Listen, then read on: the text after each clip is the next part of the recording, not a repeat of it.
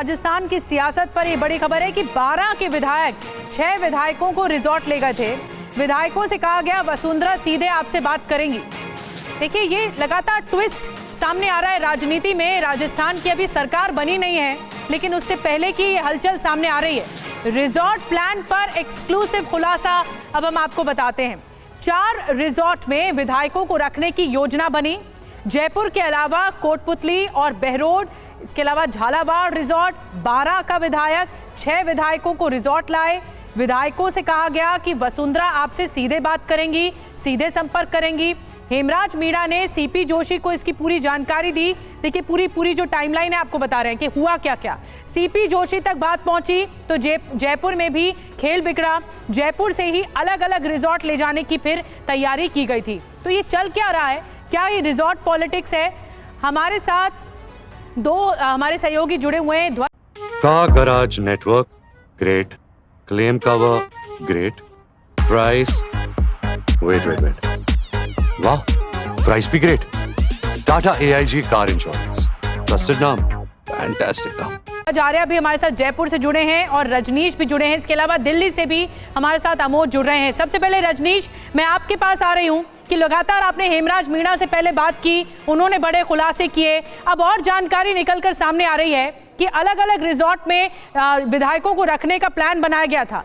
ये resort politics चल क्या रहा है? सरकार बनने से पहले इतनी खलबली मची है।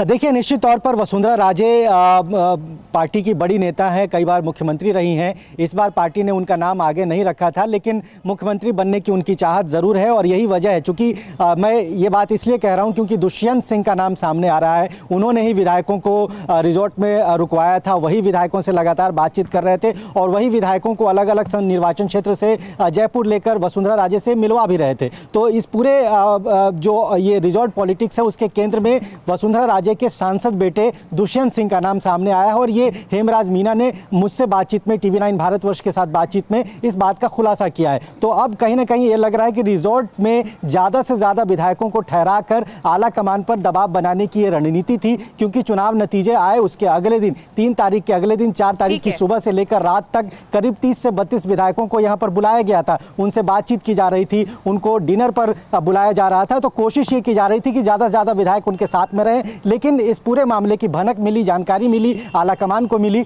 और उसके बाद इस ऑपरेशन को एक तरह से क्रैक कर दिया। ठीक है, अब इसी ऑपरेशन के बारे में ध्वज से ज्यादा जानकारी लेते हैं। ध्वज, ये भी कहा गया विधायकों को कि वसुंधरा सीधे आपसे बात करेंगी। हेमराज मीणा से फिर सीपी जोशी को इसकी भी पूरी जानकारी दी गई। इसके बारे में बताइए विस्तार से, हुआ क्या? लेकिन निश्चित तौर पर जब ये पूरा घटनाक्रम हुआ तो उन्हें जो 5 से 6 विधायक थे, साफ तौर पर ये कहा गया कि इनकी तरफ से एक मैसेज आया, दुष्यंत की तरफ से एक मैसेज आया कि मैडम उनसे बात करेंगी, डायरेक्ट बात करेंगी, आपको किसी से बात करने की ज़रूरत नहीं है और आपको कार्यालय जाने की ज़रूरत नहीं है, संगठन में किसी से बात करने की ज़रूरत नहीं है। ये एक जो बड़ा जो वहाँ से जो कि दुष्यंत की तरफ से एक बड़ा मैसेज आया, तो कहीं ना कहीं ये संकेत दे रहा था कि कुछ ना कुछ गड़बड़ है। इस बात को समझ गए ललित मीणा। उन्होंने अपने पिता से बातचीत की और उसके बाद में उनके पिता ने जैसा कि बताया हमारे सहयोगी रजनीश को, तो उन्होंने जो है साफ तौर पर ये पूरा जो घटनाक्रम था वो पूरा खोल दिया और जो खेल बनने वाला था, जो कि कहीं ना कहीं होटल पॉलिटिक्स में जाने वाला था कि होटल में या किसी रिजॉर्ट में इन MLAs को रखने के जाने का प्लान था।